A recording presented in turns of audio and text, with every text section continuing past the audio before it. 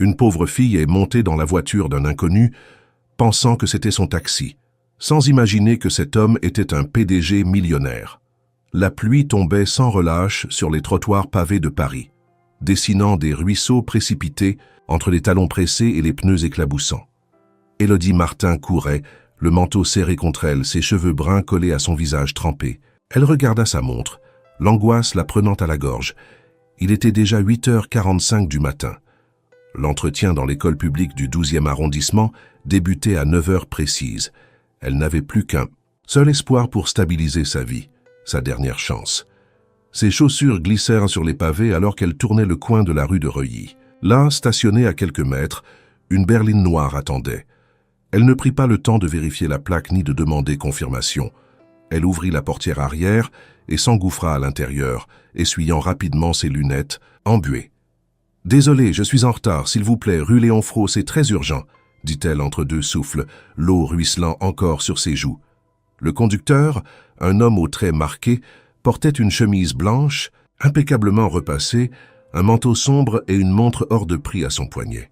Il tourna légèrement la tête, surpris. « Mademoiselle, je crois que, je vous en supplie, coupez par la rue de Charenton.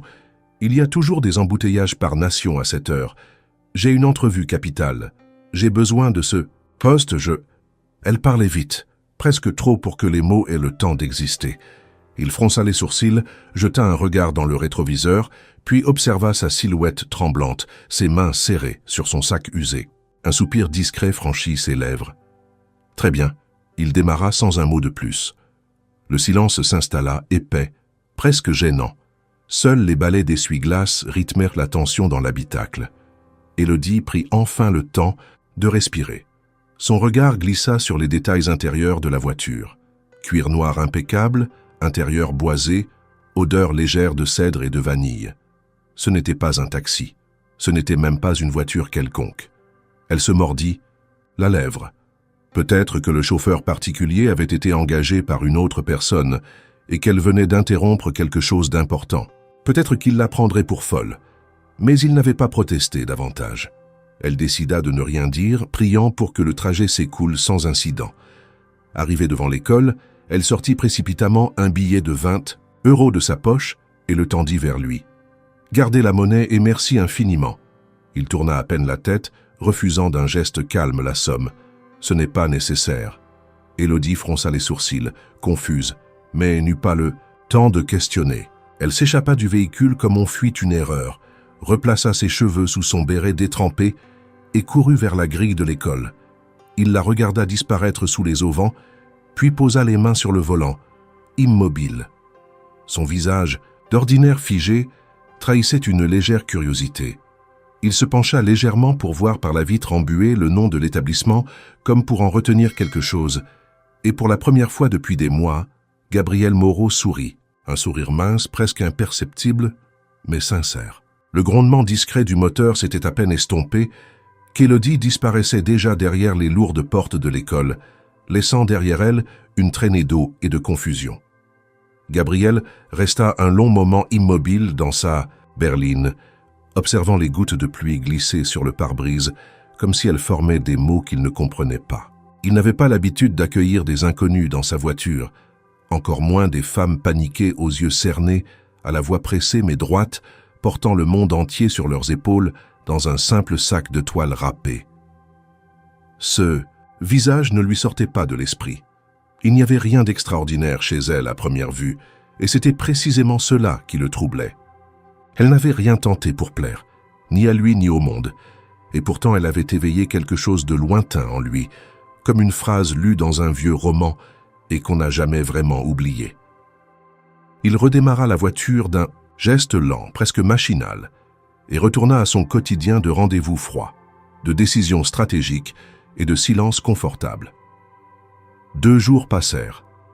2 jours durant lesquels Gabriel Moreau s'enferma dans ses habitudes millimétrées, ses réunions filtrées par des assistantes invisibles, ses déjeuners sans surprise, dans des restaurants où le silence valait plus que 1000 conversations. Pourtant, son esprit restait suspendu à ce moment étrange dans la rue de Reuilly. Il n'avait pas su son nom, elle ne savait pas le sien.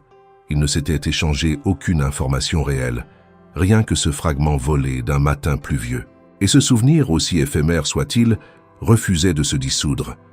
Le dimanche matin, comme à son habitude, Gabriel sortit sans escorte, vêtu d'un jean brut, d'un pull gris sans marque apparente et d'une vieille veste en cuir qu'il gardait depuis l'université.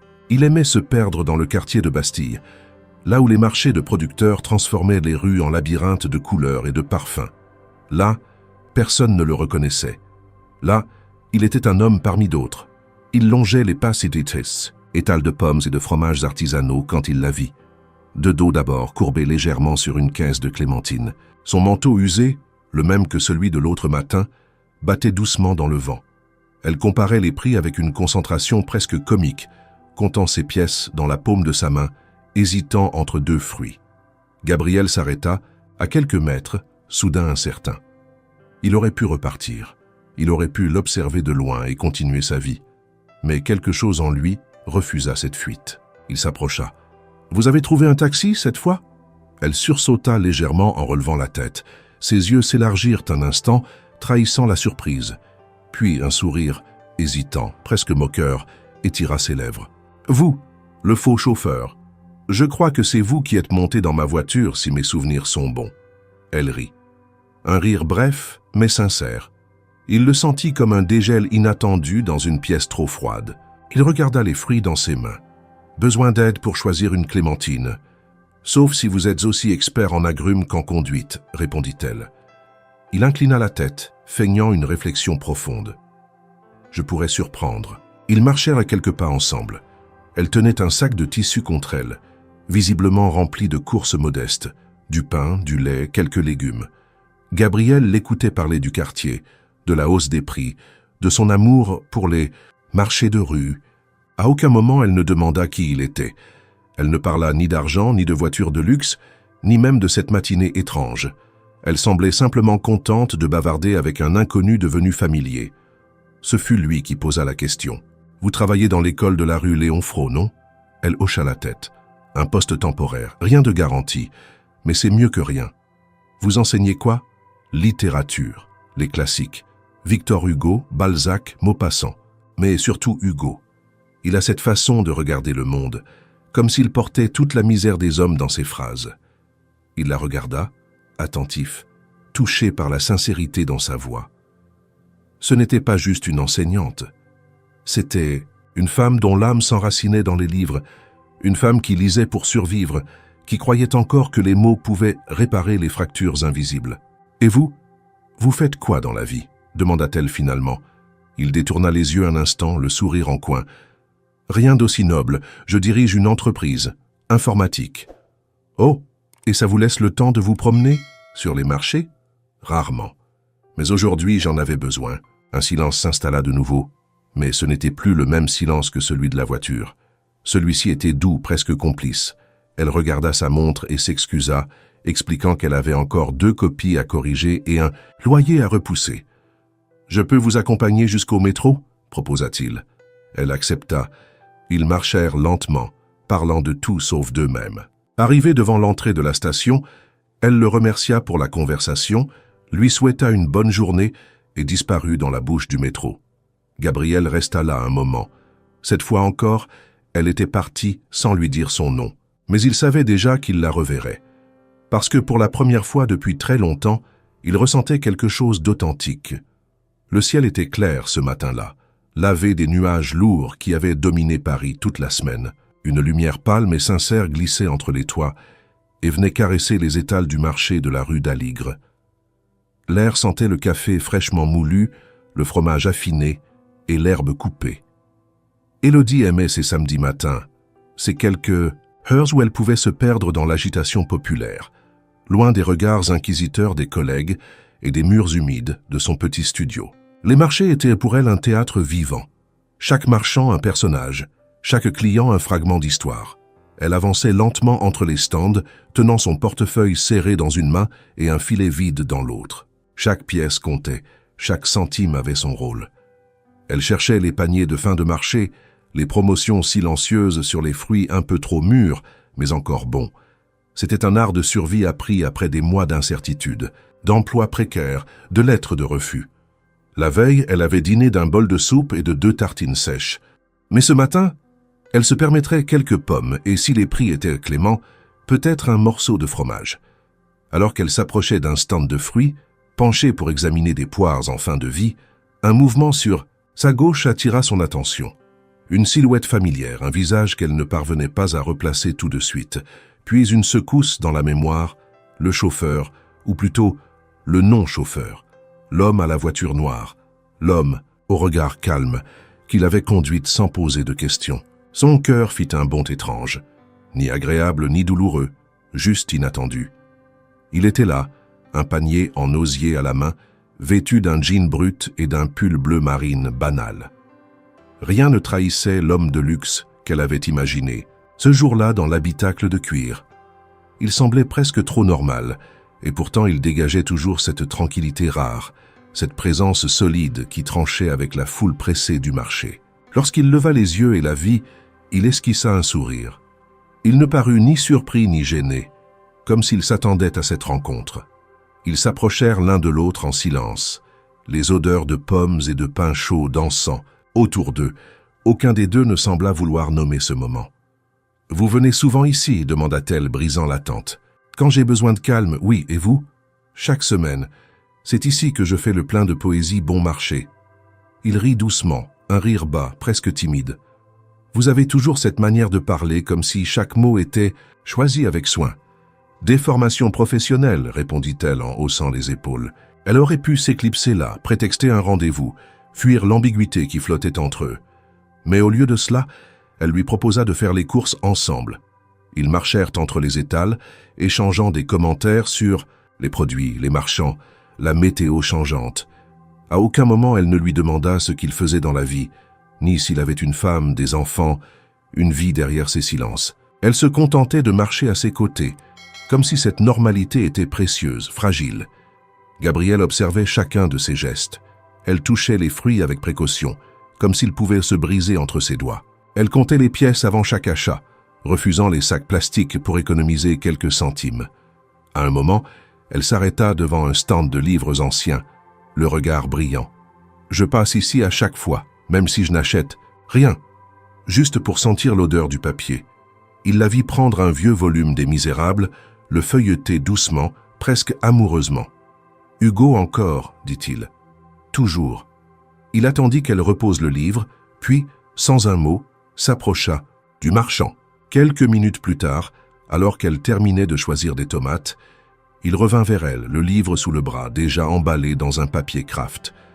Elle fronça les sourcils. Ce n'était pas nécessaire. Considérez cela comme un remboursement de votre audace en matière de transport urbain. Elle sourit, secouant la tête. Vous n'êtes pas obligé de faire ça, et vous n'étiez pas obligé de me faire confiance ce matin-là. Elle n'ajouta rien. Ils continuèrent leur chemin ensemble, et lorsqu'ils se quittèrent, devant une bouche de métro encore, il lui tendit le livre.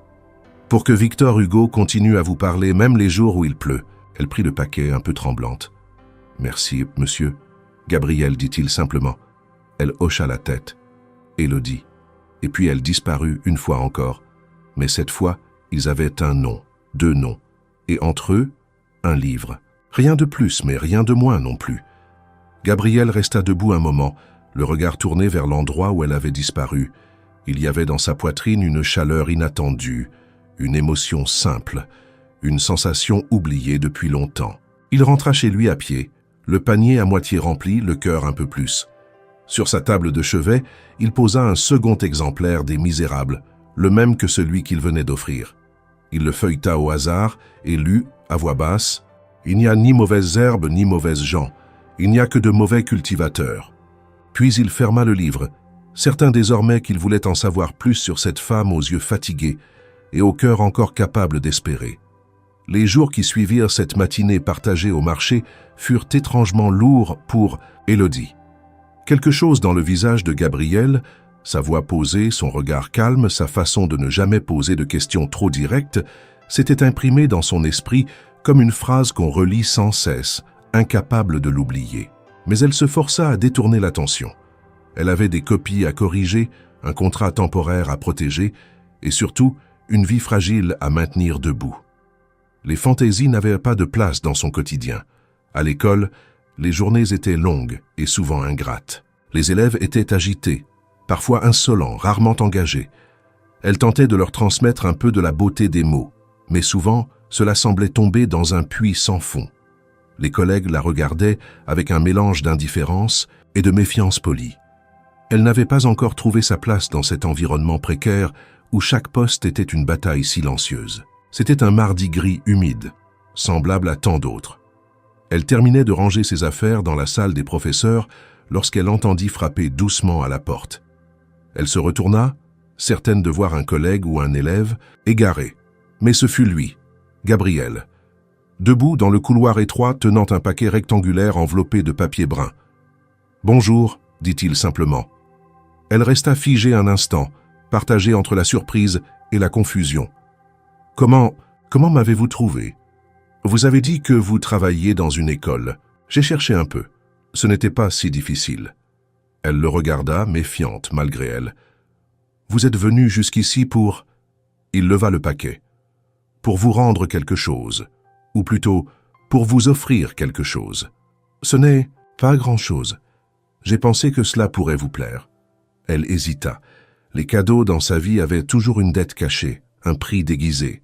Pourtant, elle avança, prit l'objet avec précaution et le déballa lentement. Ses yeux s'écarquillèrent. C'était une édition ancienne de Les Contemplations, reliée de cuir, avec une dédicace manuscrite datant du XIXe siècle. « C'est beaucoup trop, murmura-t-elle. »« Pas pour quelqu'un qui lit Hugo avec tant d'âme, répondit-il. Je suis tombé dessus par hasard, et j'ai pensé à vous. » Elle referma doucement le livre comme si elle craignait de l'abîmer par un simple regard. « Vous êtes un homme très étrange, Gabriel. » Il esquissa un sourire. « Vous m'avez prise pour un chauffeur. Je me dis que je vous dois bien une ou deux étrangetés en retour. » Ils rirent doucement, et dans cet éclat discret, quelque chose se fissura dans la carapace d'Élodie. Elle fit un geste, l'invitant à entrer dans la salle. Il s'assit sur une chaise de plastique, un peu trop grande pour lui, un peu trop banale. Le contraste entre son allure élégante et la modestie du lieu était presque absurde, mais il ne semblait pas en être conscient. Ils parlèrent quelques minutes, de littérature, de silence, de pluie. Il ne mentionna rien de personnel, rien de sa vie en dehors de ces instants suspendus.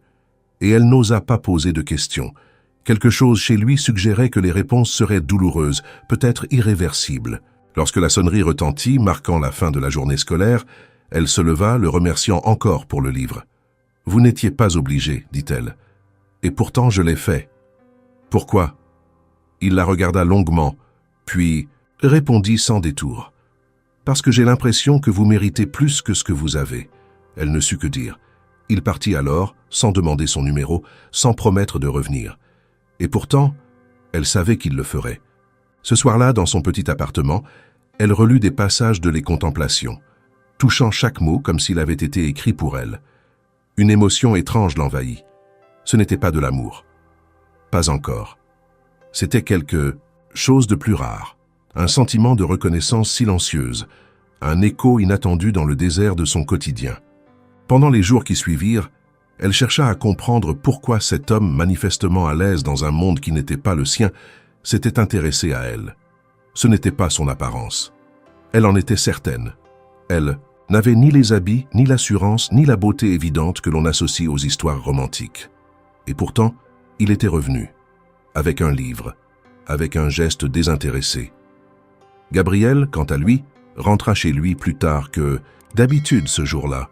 Il monta directement à son bureau, évitant les appels manqués, les dossiers empilés sur son bureau, les rendez-vous déplacés.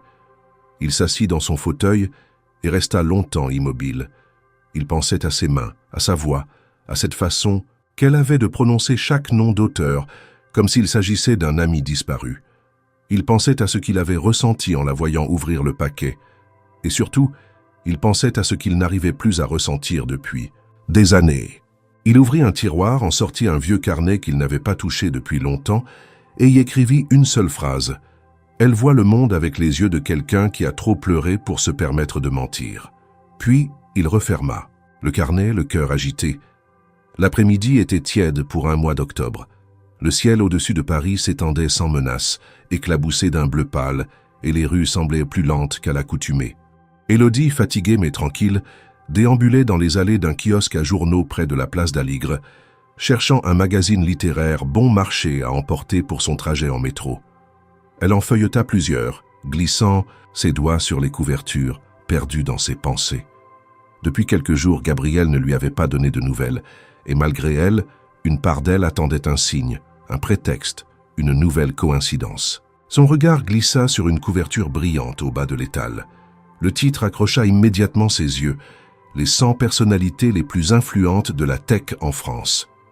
Par curiosité, elle se pencha, retourna le magazine et le feuilleta jusqu'aux pages centrales. Une double page lui coupa le souffle.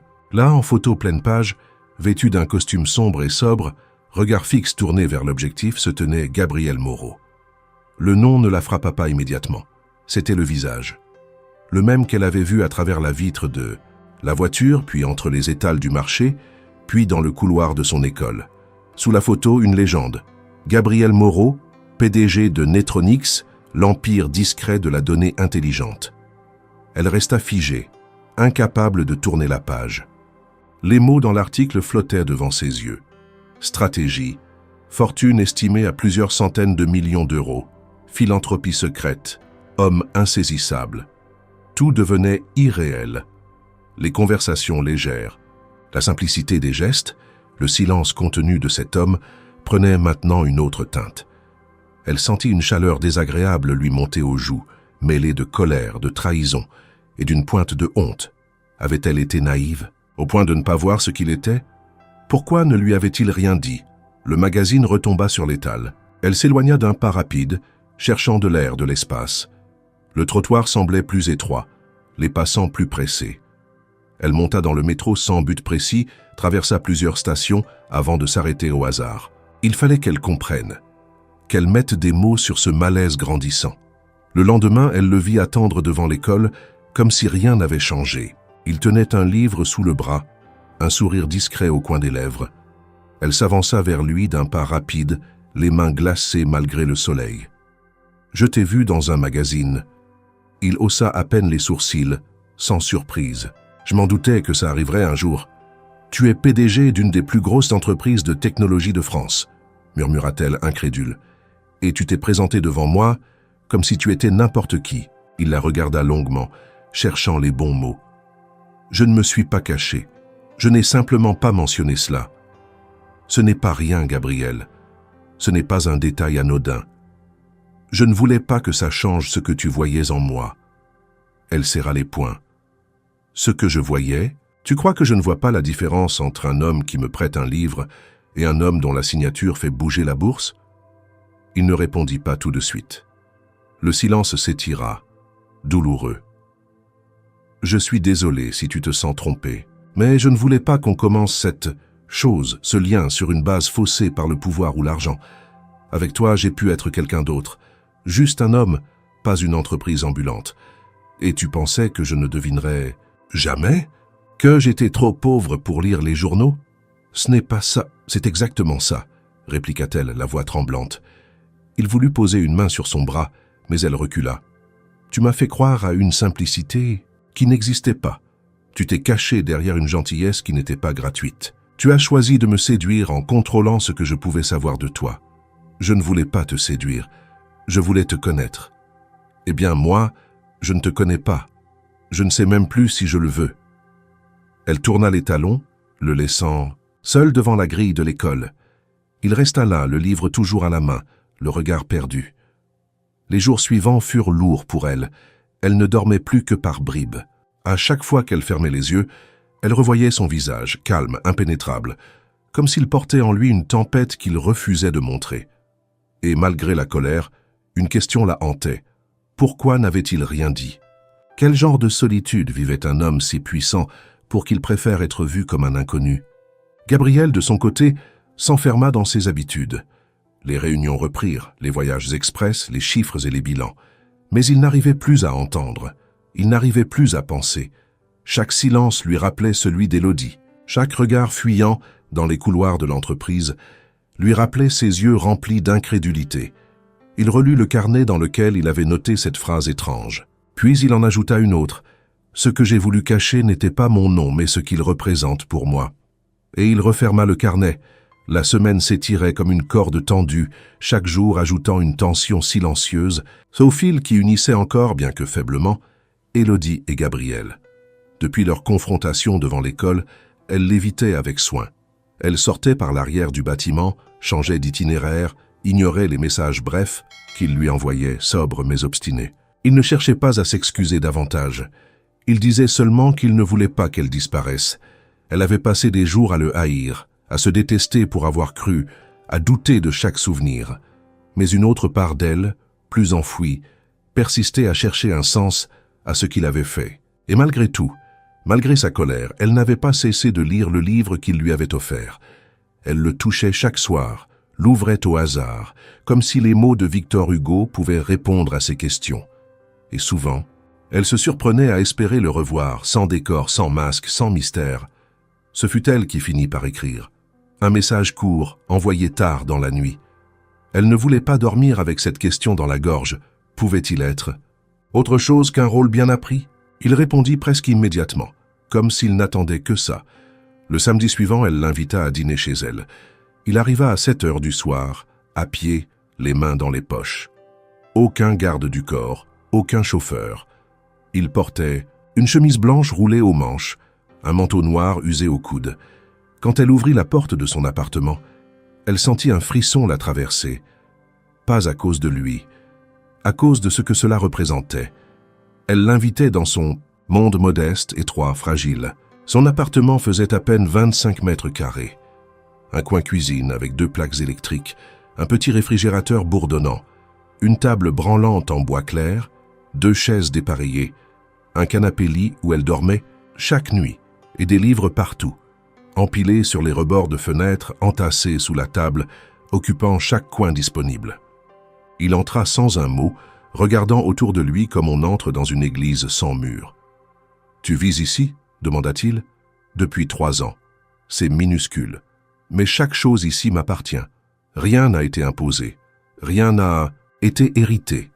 C'est tout ce que j'ai pu garder après avoir tout perdu. » Il regarda les livres, un à un, caressa un dos abîmé du bout des doigts. « Je n'ai jamais eu besoin de grand-chose, » ajouta-t-elle. « Juste de calme, de mots, et de pouvoir fermer la porte quand je veux. » Elle l'invita à s'asseoir. Le dîner était simple. Une soupe maison aux lentilles, un pain encore tiède, un morceau de fromage. Elle avait hésité à acheter du vin, mais s'était ravisée. Le luxe n'avait pas sa place ici. Elle voulait qu'il voie sa réalité nue, sans filtre. Pendant qu'il mangeait, il ne dit presque rien. Il goûtait chaque bouchée comme s'il n'avait pas mangé depuis des jours. Elle le regardait faire, étonnée par l'humilité de ses gestes. « Tu as l'air d'être chez toi, » dit-elle. Enfin, il leva les yeux un peu surpris. « Je n'ai jamais mangé quelque chose qui m'ait semblé aussi réel depuis des années. Tu vis dans quoi? Un palais de verre? Pas loin. » Il sourit, mais ce n'était pas un sourire joyeux. Mon appartement donne sur la Seine. 3 chambres, une cuisine où je ne cuisine jamais, des œuvres d'art que je n'ai pas choisies, et du silence. Beaucoup de silence. Tu as l'air de vivre dans un musée. C'est exactement ça. Un musée de tout ce qu'on pense que je devrais être. Ils parlèrent longtemps après avoir fini de manger. Elle lui servit un thé, bon marché dans une tasse ébréchée. Il la but comme s'il s'agissait d'un nectar rare. Il regardait autour de lui, curieux de chaque détail, de chaque objet qui n'avait de valeur que pour elle. Puis elle posa la question qu'elle gardait en elle depuis leur dispute. « Pourquoi n'as-tu rien dit sur qui tu étais ?» Il hésita. Elle vit son regard s'assombrir, comme si une tempête approchait. « Parce que je n'en suis pas fier. Parce que chaque jour on m'aime ou on me craint pour ce nom, cette fonction, cette fortune. Et toi, tu m'as regardé sans rien attendre. C'est rare, c'est précieux. Je n'ai pas voulu briser ça. Tu pensais vraiment que je n'aurais jamais su. Je l'espérais, dit-il avec une honnêteté désarmante. Le silence s'installa. Elle le brisa d'une voix plus douce. Je t'en ai voulu, vraiment. Mais je crois que ce n'est pas le mensonge qui m'a blessé. C'est de ne pas avoir eu le choix. Il baissa les yeux. J'ai toujours eu peur qu'en montrant tout ce que je suis, les gens ne voient plus rien d'autre. Elle se leva, alla jusqu'à la fenêtre, regarda les lampadaires clignotant dans la rue en contrebas. On ne se connaît pas, Gabriel. On se devine à peine. Et pourtant, tu es ici, dans mon espace, parmi mes livres, dans ma vie. Tu comprends ce que ça signifie? Il la rejoignit, sans la toucher. Je crois que oui. Elle se retourna vers lui. Leurs visages étaient proches, très proches. Il suffirait d'un geste, d'un souffle pour que le mur invisible qui les séparait tombe. Et il tomba presque. Leurs visages se frôlèrent, leurs souffles se mêlèrent. Mais il se figea. Il détourna les yeux, recula d'un pas. « Je ne peux pas. »« Pourquoi ?»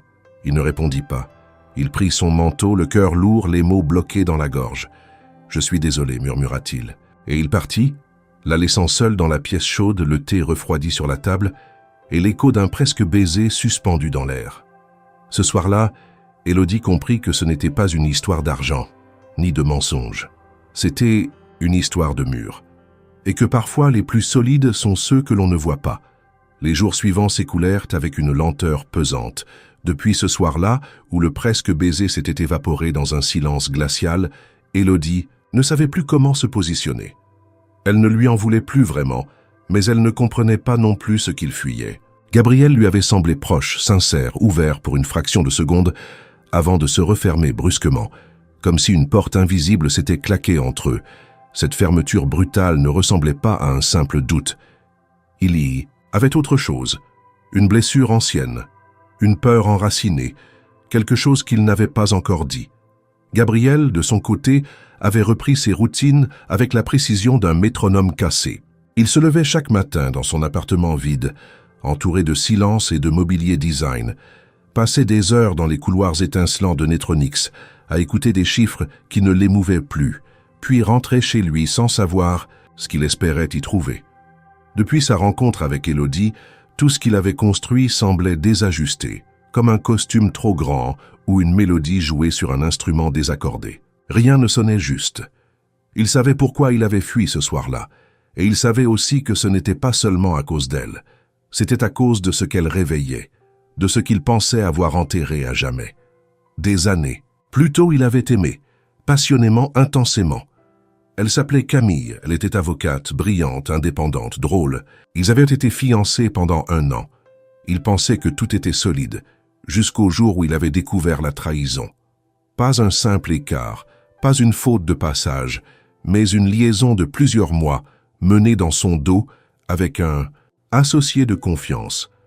Ce n'était pas seulement la perte d'une femme, mais celle d'une image entière du monde. Confiance, loyauté, stabilité. Tout s'était effondré. Depuis, Gabriel avait construit sa vie comme une forteresse. Haute, froide, imprenable. Chaque relation avait été superficielle, chaque sourire mesuré, chaque geste protégé, jusqu'à Élodie. Elle, avec ses livres cornés, ses phrases pleines d'images, son appartement trop petit mais vibrant, avait réussi à fissurer ses murs.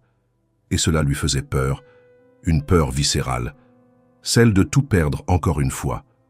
Pas matériellement, ça il pouvait le reconstruire, mais émotionnellement il ne savait pas s'il survivrait à une nouvelle chute. Pendant ce temps, à l'école, la rumeur avait commencé à enfler. Les collègues avaient remarqué l'homme en costume qui venait parfois la chercher.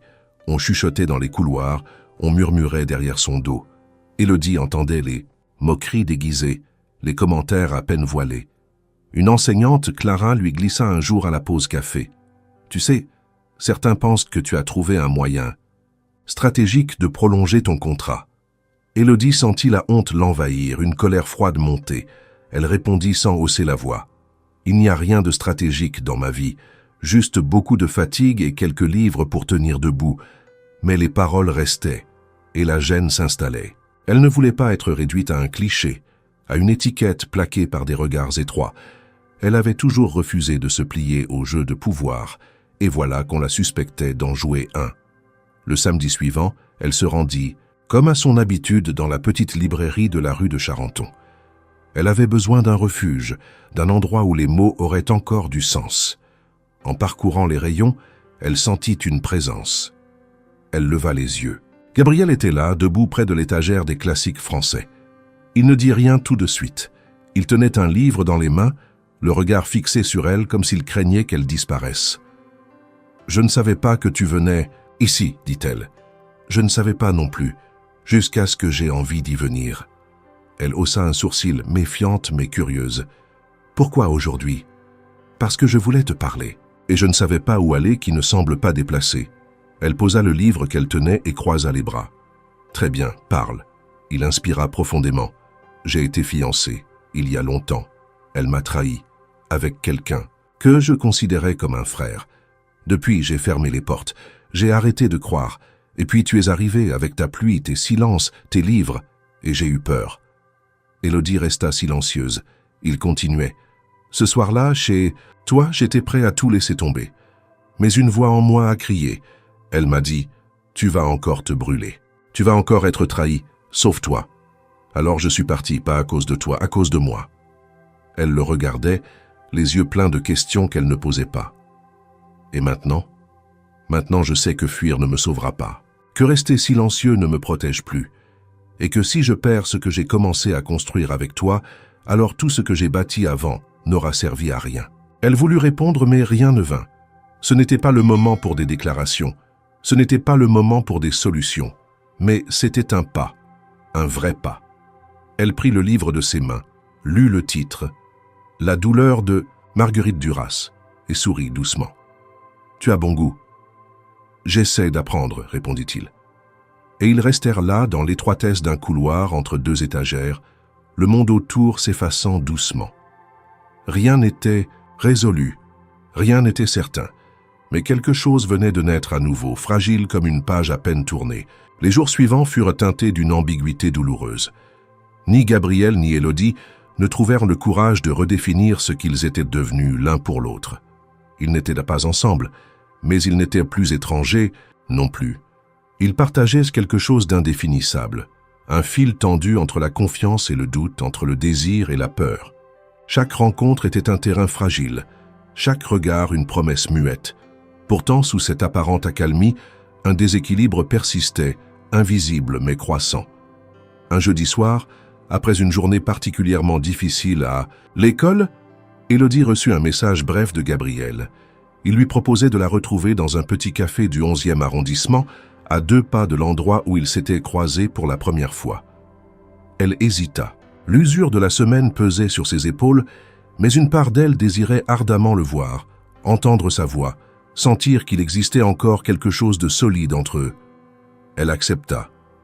Le café était modeste, à la décoration, vieillotte mais chaleureuse. Lorsqu'elle entra, elle le vit assis près de la fenêtre, une tasse de thé fumant devant lui. Il se leva dès qu'il la vit, lui tira la chaise avec une galanterie qui n'avait jamais semblé forcée. Ils échangèrent des banalités, des mots légers, presque gênés, comme deux adolescents apprivoisant un premier rendez-vous. Mais, derrière les sourires prudents, une tension affleurait. Après quelques silences prolongés, Gabriel prit une inspiration, comme s'il se préparait à traverser une rivière glacée. « Élodie, j'ai besoin de te dire quelque chose », dit-il doucement. Elle hocha la tête, attentive, le cœur serré. « Je sens que je suis en train de m'attacher à toi, plus que je ne l'aurais imaginé. Et c'est justement ce qui me fait peur. » Elle le regarda, le souffle suspendu. Il poursuivit. « J'ai cette vie, cette responsabilité, cette image publique que je n'ai jamais su concilier avec quelque chose de vrai. Et avec toi, tout est vrai. C'est ça le problème. Tu n'es pas un masque que je peux porter ou enlever. Tu es réel. Et je ne sais pas si je suis capable de gérer cela. » Elle fronça les sourcils, comprenant à demi-mot. « Tu es en train de dire que tu ne veux pas continuer ?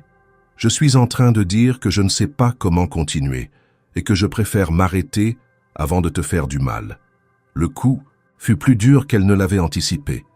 Elle recula légèrement, comme si les mots l'avaient frappée physiquement.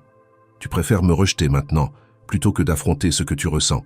Ce que je ressens me dépasse, et j'ai trop peur de le gâcher, de tout détruire. » Elle se leva lentement en silence. Il voulut parler, mais elle le coupa d'un geste. « Tu sais ce qui fait le plus mal, Gabriel, ce n'est pas que tu ne sois pas prêt. C'est que tu n'aies même pas essayé. Tu t'es protégé derrière ta peur, mais moi je me suis ouverte à toi. Je t'ai laissé entrer dans ma vie, dans mon espace, dans mes silences. Et tu m'en remercies en partant. » Il ne trouva rien à répondre. Elle le regarda une dernière fois, les yeux brillants. « Bonne chance avec ton empire. J'espère qu'il te tiendra chaud la nuit. » Elle sortit sans se retourner. Dans la rue, le vent lui mordait les joues, mais elle ne sentait rien. Sa poitrine était vide, anesthésiée. Elle rentra chez elle sans regarder les passants, monta les escaliers sans entendre ses propres pas et s'effondra sur le canapé, sans allumer la lumière. Cette nuit-là, elle ne dormit pas. Elle ne pleura pas non plus. Elle resta simplement là, immobile, à écouter le silence de son petit appartement, un silence qui semblait plus cruel que d'habitude. Gabriel, de son côté, resta longtemps assis dans ce café, devant sa tasse devenue froide. Il ne se sentait ni soulagé ni libéré. Il se sentait amputé. Il savait qu'il venait de commettre une erreur, peut-être irréversible. Mais une partie de lui croyait encore que c'était la bonne chose à faire, que c'était trop tôt, trop intense, trop risqué. Pendant les jours suivants, Élodie s'éclipsa du monde. Elle ne répondit à aucun message, ne décrocha aucun appel. Elle assura ses cours comme un automate, évitant les regards, s'effaçant dans la routine. Les collègues cessèrent peu à peu leurs murmures, pensant que l'histoire était terminée.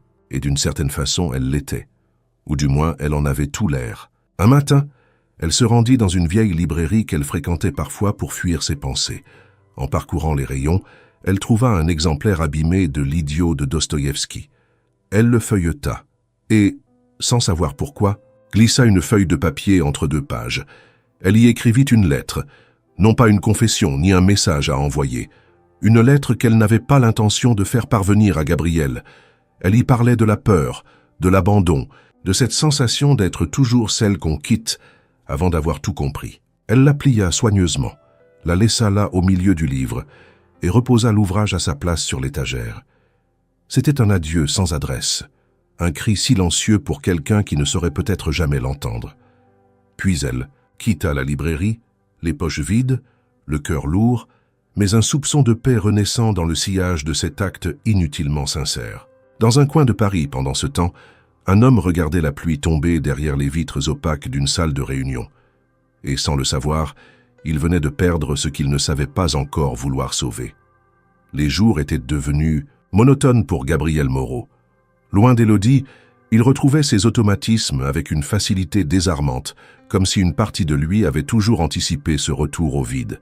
Il assistait à ses réunions, corrigeait les trajectoires de ses équipes, validait les stratégies futures de Netronix avec l'efficacité clinique d'un homme qui ne laissait rien paraître. Mais sous la surface, quelque chose avait changé. Un goût amer s'était logé dans sa gorge, un vide sourd dans sa poitrine qu'aucune réussite n'adoucissait. Il la voyait partout, dans les gestes d'une passante lisant dans le métro, dans une vitrine poussiéreuse où s'empilaient des ouvrages anciens, dans le silence pesant de ses propres nuits. Un samedi après-midi, mu par une impulsion qu'il n'essaya même pas d'expliquer, Gabriel se retrouva à flâner dans les rues du 11e arrondissement. Il errait sans but précis, laissant ses pas le guider comme un somnambule éveillé. Il passa devant un marché, s'arrêta devant une boutique de thé, observa des enfants jouer dans une cour intérieure, puis il s'arrêta net devant une vitrine modeste, couverte de livres anciens aux couvertures défraîchies. Il reconnut la devanture, une librairie qu'Élodie avait mentionnée un jour, presque par hasard, en lui racontant comment elle y avait trouvé une édition abîmée, de l'éducation sentimentale. Poussé par un besoin irrationnel de sentir son souvenir plus près de lui, il entra. La librairie était silencieuse, plongée dans cette atmosphère feutrée qui n'appartient qu'aux lieux oubliés du tumulte. L'odeur du papier vieilli, de la poussière et du bois ciré enveloppait les lieux comme une étreinte discrète. Il parcourut les rayons lentement, touchant du bout des doigts les tranches usées, lisant quelques titres familiers. Son regard fut attiré par une édition de l'Idiot, posée légèrement de travers comme si quelqu'un l'avait feuilleté récemment et oublié de le replacer correctement. Il prit le livre. Le poids dans sa main, la texture du papier, tout lui rappelait quelque chose qu'il ne parvenait pas à nommer. Il l'ouvrit, au hasard. Une feuille de papier s'en échappa, glissa lentement au sol. Il la ramassa, intrigué. Ce n'était pas une note de libraire, ni une facture oubliée. C'était une lettre, pliée soigneusement, sans enveloppe. Quelque chose en lui sut immédiatement. Il reconnut l'écriture avant même de lire le contenu. Élodie. Il hésita un instant comme si lire ces mots sans autorisation constituait une violation. Mais il ne pouvait pas reculer. Ses doigts tremblaient en dépliant la feuille. Je n'ai pas laissé cette lettre pour être lue. Pas vraiment. Mais il y a des choses qu'on ne peut plus garder en soi, sans qu'elles finissent par nous ronger. Alors, je les écris ici, au hasard, entre les pages d'un livre que personne n'ouvrira, peut-être jamais. J'ai toujours eu peur de ne pas suffire, de ne pas être assez, trop discrète, trop fatiguée, trop entière. J'ai appris à vivre avec cette peur, à la dissimuler derrière des mots choisis, des sourires polis et des silences pleins de sens. Mais avec toi, j'ai voulu croire, pas en un conte de fées, en une possibilité. Et cette possibilité s'est effondrée non pas à cause de ce que tu es, mais à cause de ce que tu refuses d'être. Tu as laissé la peur parler à ta place. Et moi, je suis resté avec ce vide, cette colère muette qu'on ressent quand on comprend qu'on n'a jamais eu le choix. Je ne sais pas si tu liras ces lignes un jour, et peut-être que c'est mieux ainsi. Peut-être que certaines vérités ne sont faites que pour être écrites, pas entendues. Mais si jamais tu tombes sur cette lettre, sache une chose. Je ne t'en veux pas de ne pas m'avoir aimé. Je t'en veux d'avoir eu peur de m'aimer. Il resta figé, incapable de respirer. Les mots d'Élodie le transperçaient avec une vérité si brute qu'il en sentait presque la douleur physique. Ce n'était pas une plainte. Ce n'était pas une tentative de culpabilisation. C'était une vérité nue, offerte sans défense, un miroir tendu à ses propres faiblesses. Il relut la lettre plusieurs fois, chaque mot s'imprimant dans sa mémoire avec la précision d'une lame fine. Puis il la replia soigneusement et la glissa dans la poche intérieure de son manteau, là où il gardait habituellement les objets. De valeur, montre, clé, stylo rare. C'était peut-être le texte le plus précieux qu'il ait jamais eu entre les mains. Il quitta la librairie en silence, l'esprit en feu. Cette lettre changeait tout. Elle révélait ce qu'il avait refusé d'admettre. Qu'Élodie avait toujours été prête à essayer, même quand lui reculait. Qu'elle avait vu au-delà de son nom, de sa fortune, de ses peurs, et qu'elle lui avait tendu la main avec une honnêteté que lui n'avait pas su rendre. Il avait fui ce qu'il ne comprenait pas. Il avait confondu fragilité et faiblesse, et dans cette confusion, il avait détruit quelque chose de rare. Sur le chemin du retour, il ne prit pas son téléphone. Il ne chercha pas à l'appeler. Il savait que ce n'était pas le moment. Il savait qu'un simple message ne suffirait pas. Ce qu'il devait faire, il devait le faire en personne, avec ses mains, avec ses mots, avec tout ce qu'il avait fui jusque-là. Ce soir-là, dans son appartement froid, il prit une décision qu'il n'avait jamais osé prendre en 10 ans de carrière. Il appela son assistant, annula les réunions de la semaine, programma un départ en province. Il savait où elle était. Il avait appris par un ancien collègue qu'elle avait demandé à être transférée dans une école de campagne, quelque part au sud de la Bourgogne, loin de Paris, loin de tout ce qui rappelait ce qu'ils avaient failli devenir. Et il allait y aller, non pas pour la convaincre, mais pour lui montrer que cette fois il était prêt à marcher vers elle sans armure, sans masque, prêt à entendre ses silences, prêt à lui rendre ce qu'elle avait toujours porté seule, l'effort d'y croire. Le départ eut lieu à l'aube, sans annonce, sans bruit. Gabriel se leva avant que le ciel ne s'éclaircisse, traversa son appartement encore plongé dans l'ombre et prépara un sac de voyage modeste. Pas de costume, pas de dossier, pas de montre luxueuse ni de téléphone de fonction.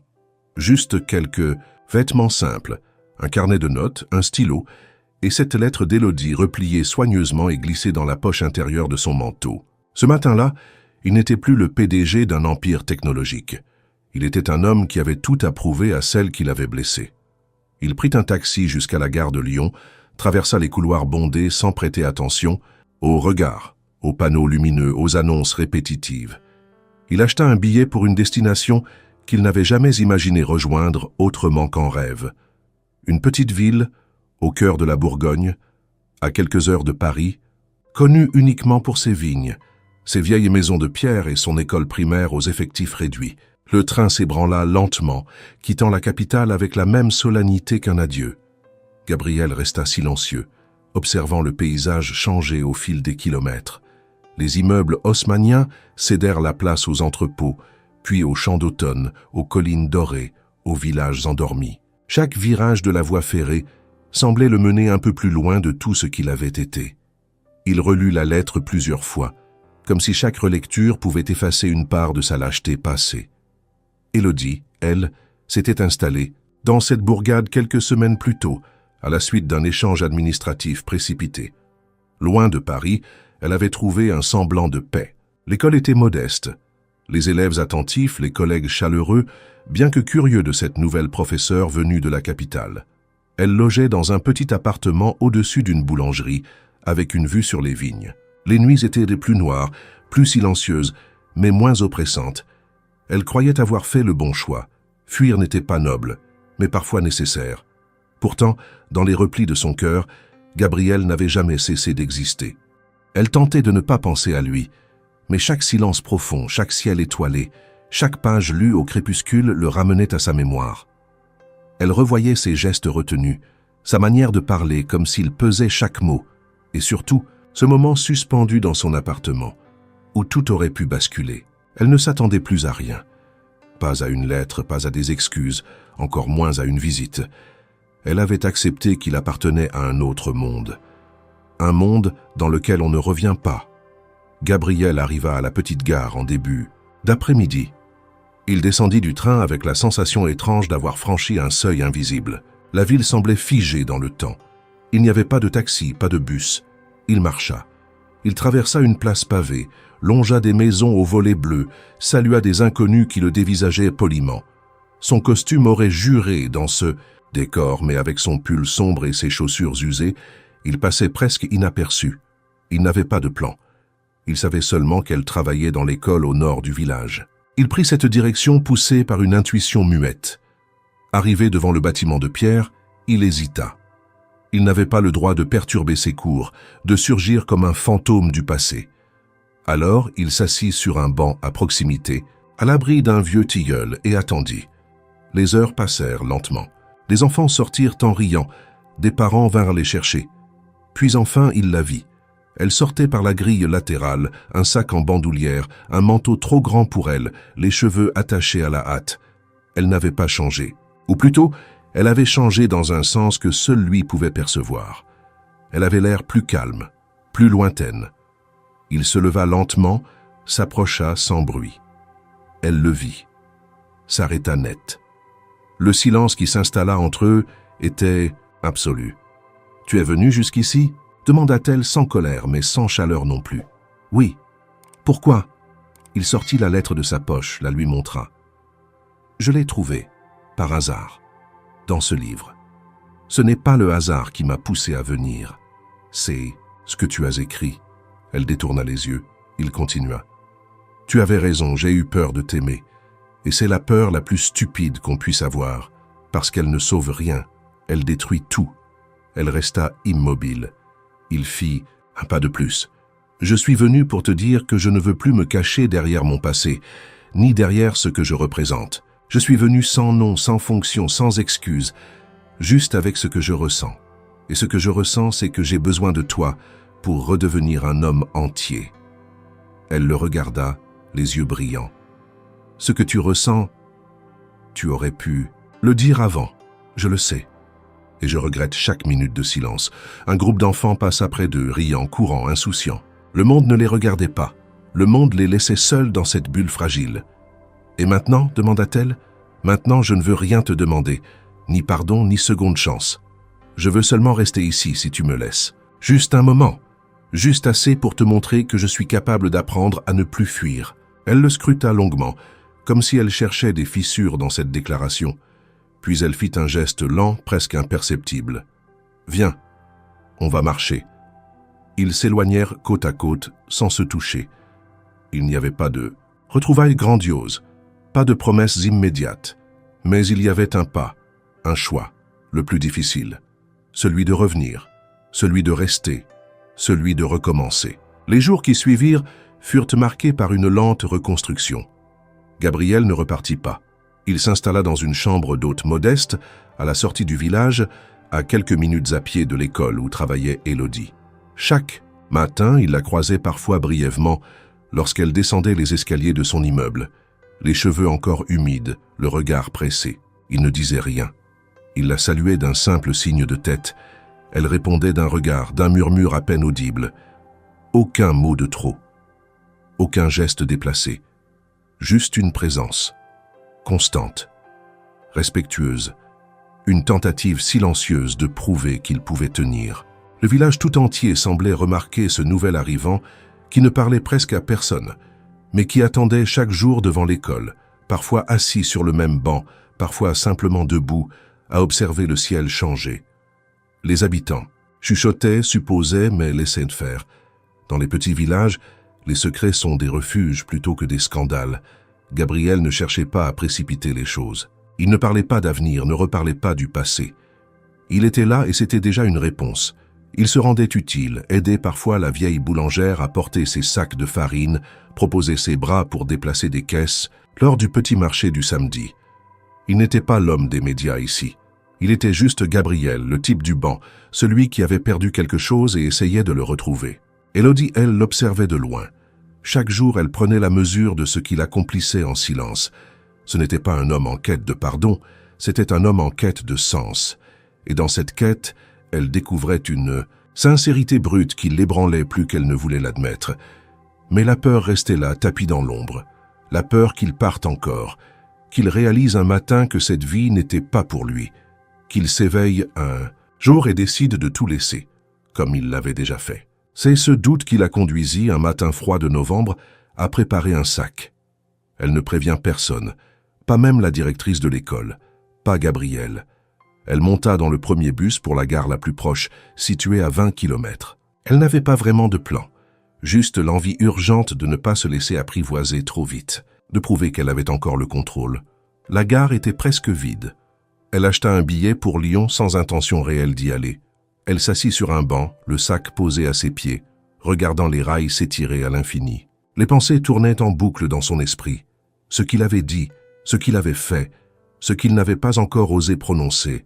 Était-ce de l'amour ou seulement du remords? Était-il prêt à rester ou seulement venu chercher une forme de paix temporaire? Gabriel la chercha dès le matin. Ne la voyant pas devant l'école, il interrogea la directrice, puis un commerçant, puis un enfant, qui se souvint l'avoir vu monter dans le bus. Il comprit tout de suite. Il prit sa voiture de location et fonça vers la gare. Chaque kilomètre lui rappelait à quel point il avait été lent, à quel point il avait failli la perdre une deuxième fois. Il arriva juste à temps. Elle était là, sur le quai, seule. Le vent jouait avec son écharpe. Son sac était posé à ses pieds. Elle semblait ailleurs. Il descendit de la voiture et courut, sans se soucier des regards, sans se demander s'il avait l'air ridicule. Il n'avait qu'un seul objectif, la rattraper, ne pas la laisser partir sans avoir tout dit. Lorsqu'elle le vit, elle ne bougea pas. Il s'arrêta à quelques pas, haletant, le visage marqué par l'effort. « Tu pars ?» demanda-t-il, la voix tremblante. « Je ne sais pas.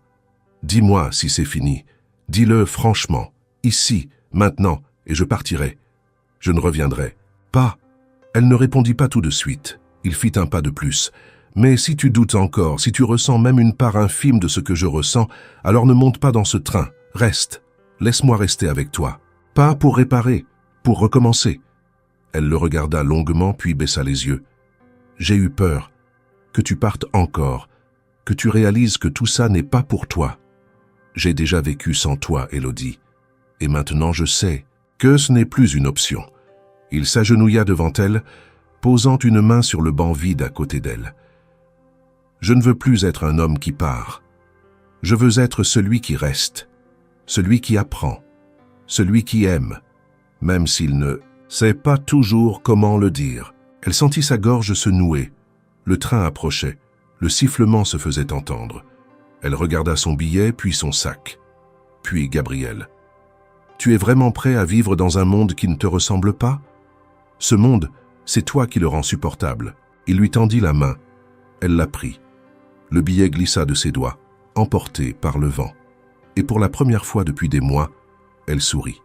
Un sourire simple, fragile, mais plein de lumière. Ils quittèrent la gare ensemble, sans un mot de plus. Le train partit sans eux, emportant les doutes, les fuites, les non-dits. Ce jour-là, ils firent un choix. Non pas un serment, pas encore, mais une promesse silencieuse, celle de ne plus s'abandonner si facilement. La vie reprit. Mais ce n'était plus la même. Depuis ce jour à la gare, où Élodie avait laissé le billet s'envoler et choisi de rester, un nouveau chapitre s'ouvrait entre eux. Rien n'était précipité. Il ne parlera pas tout de suite d'amour, ni de futur, ni même des douleurs anciennes. Ils vivaient simplement côte à côte dans un village où chaque jour offrait des silences riches de promesses. Gabriel trouva un petit logement non loin du sien. Un studio modeste, avec des murs épais et un poêle ancien qu'il apprit à allumer avec maladresse. Il ne travaillait plus. Il avait officiellement pris un congé indéfini, ce qui avait fait trembler quelques membres du conseil de Netronix. Mais il ne s'en préoccupait pas. Pour la première fois, il respirait sans avoir à rendre de compte. Le monde numérique pouvait attendre. Ici, il découvrait une autre forme de code, celui du réel. Les matinées débutaient souvent ensemble. Ils se retrouvaient au marché, échangeaient sur les produits de saison, marchaient lentement parmi les étals. Elle lui apprenait les noms des fleurs locales, lui parlait des traditions du coin, de la manière dont les saisons réglaient la vie dans les vignes. Lui, en retour, partageait peu à peu ce qu'il était, au-delà des chiffres et des stratégies. Il lui montrait ses carnets de notes, les phrases inachevées qu'il griffonnait depuis des années sans jamais oser les relire. C'est Élodie qui un matin lui glissa une idée entre 2 tasses de café. Écrire. Tu as passé ta vie à construire pour les autres. Tu pourrais enfin créer pour toi. Il hésita. Puis il ouvrit un cahier, s'assit à la terrasse d'un café vide et commença. Lentement. 1 page par jour, parfois moins. Il n'avait pas de plan, pas d'objectif. Juste l'envie de traduire ce qu'il vivait. Les lignes devinrent des paragraphes, les paragraphes des récits. Il ne savait pas si c'était un roman, des mémoires ou autre chose. Ce n'était pas important. Ce qui comptait, c'était d'écrire avec les mains nues, sans masque, sans stratégie. Pendant ce temps, Élodie redécouvrait sa vocation. Les enfants de l'école avaient changé son regard sur l'enseignement. Ici, ils écoutaient, ils posèrent des questions, ils aimaient les histoires. Un jour, l'un d'eux lui dit « Vous parlez des livres comme si c'était des gens qu'on peut rencontrer. » Elle avait souri, touchée par cette vérité.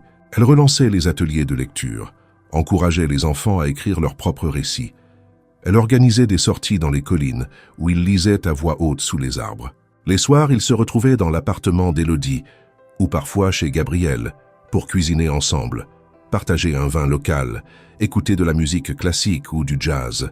Ils n'avaient besoin de rien d'autre. Les téléphones restaient souvent éteints. Les nouvelles de Paris, de Netronix, du monde extérieur, leur parvenaient par bribes, comme des souvenirs d'un autre temps. Un dimanche, ils participèrent à la fête du village. Ils aidèrent à installer les stands, à servir les plats, à danser sous les guirlandes de lumière.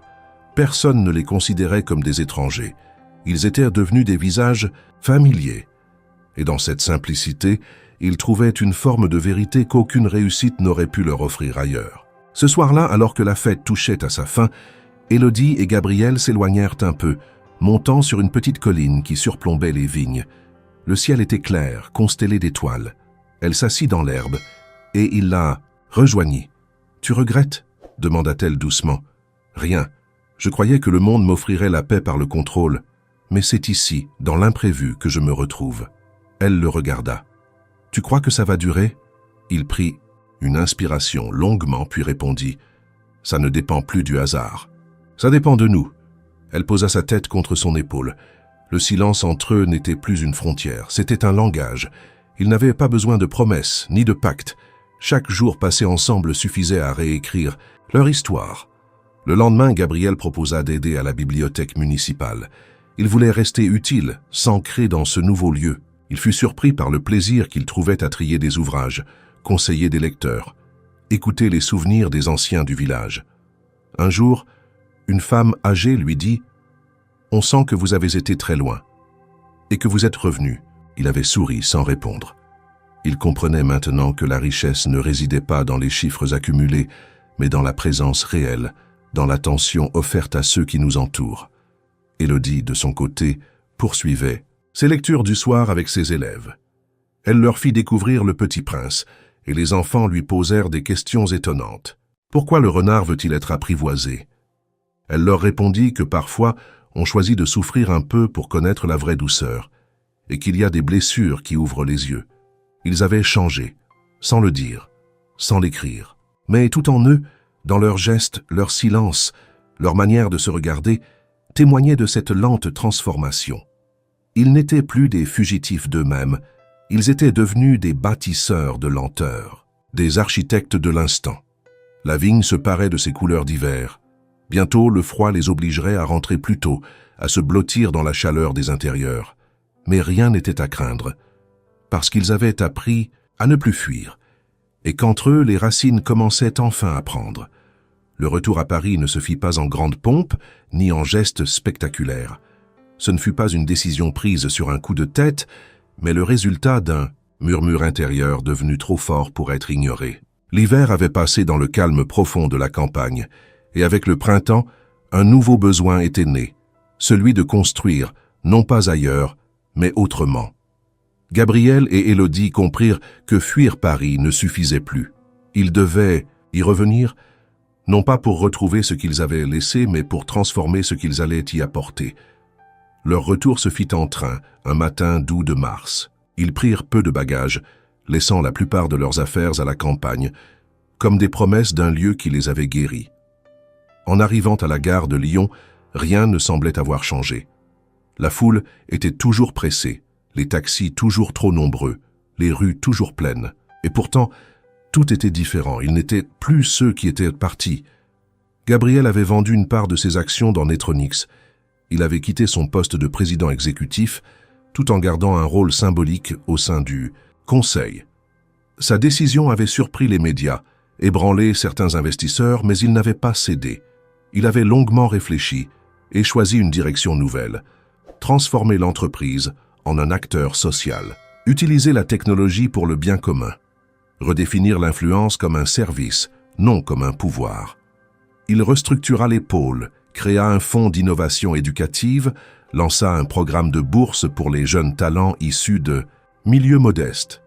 Les bureaux se vidèrent de leur arrogance et se remplirent de projets concrets, écoles connectées en zone rurale, plateformes d'accès à la lecture pour les enfants défavorisés, soutien à des bibliothèques itinérantes.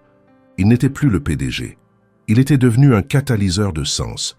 De son côté, Élodie avait trouvé un local à louer dans le 11e arrondissement, une boutique ancienne, aux murs de pierre et aux vitres larges, autrefois occupée par un vendeur d'antiquités.